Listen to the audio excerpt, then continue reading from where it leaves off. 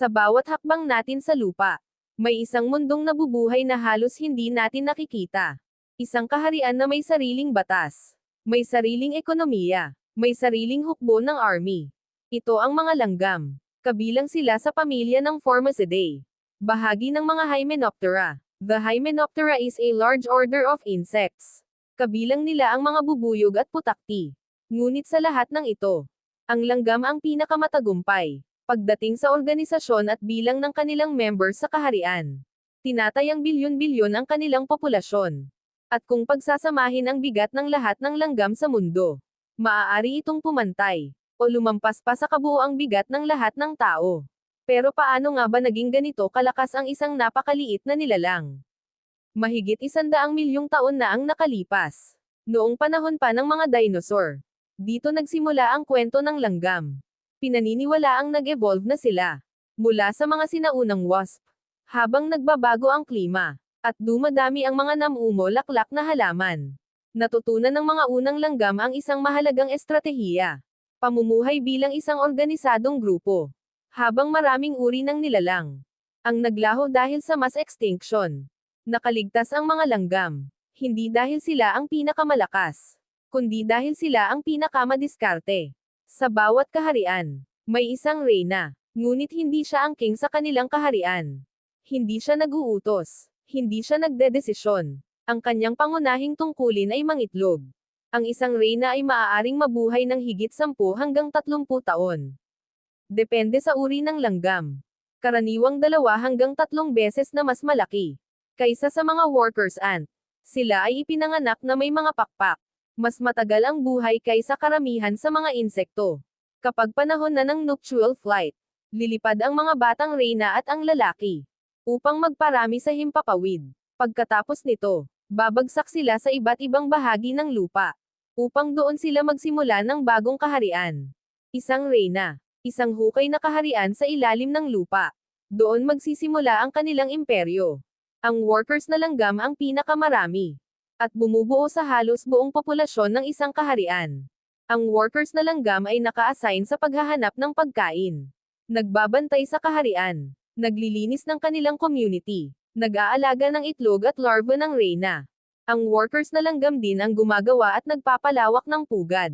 Na walang sweldo, walang pahinga, walang reklamo. Ang kanilang lakas ay kahanga-hanga. Dahil kayang magbuhat ng 10 hanggang 50 beses ng kanilang sariling timbang. Kung ang tao ay may ganitong kakayahan, kaya nating buhatin ang isang kotse gamit lang ang isang kamay. Walang boses ang langgam, ngunit mayroon silang kakaibang paraan na tinawag na pheromones. Ang kanilang pamamaraan sa pakikipag-usap sa kanilang mundo. Ito ay mga kemikal na mensahe na iniwan sa lupa at hangin, o kaya sa katawan ng kapwa nilang langgam. Sa isang patak ng pheromone, ay maaaring mga hulugan ng, may pagkain dito, may panganib dito, o kaya naman sundan mo ako. Ito ang dahilan kung bakit tila sabay-sabay at organisado ang kanilang kilos. Parang isang biological internet system. Hindi lahat ng mga kaharian ay mapayapa. May mga grupo ng langgam tulad ng fire ant.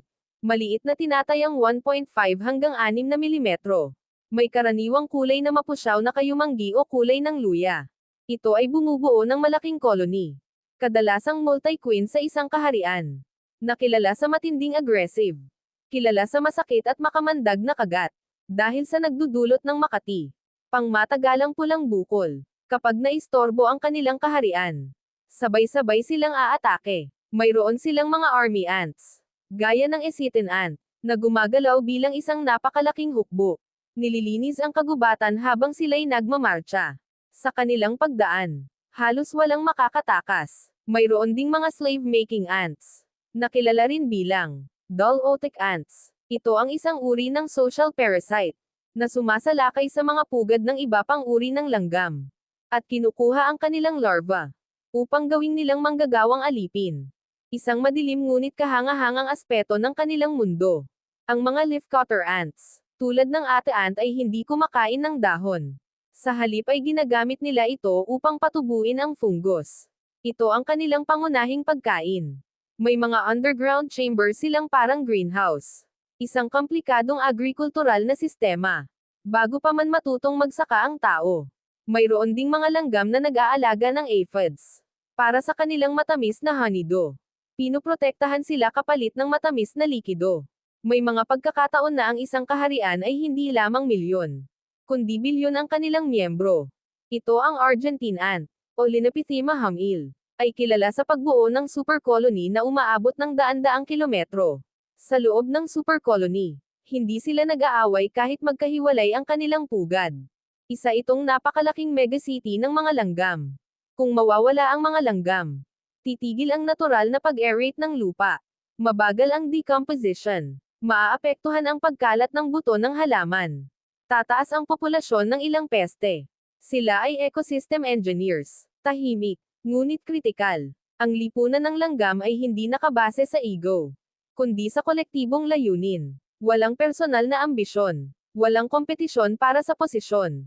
Ang tagumpay ng isa ay tagumpay ng lahat.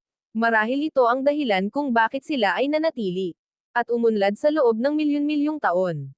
Sa susunod na makakita ka ng hukbo ng langgam sa kusina o sa bakuran, huwag mo silang basta tatapakan.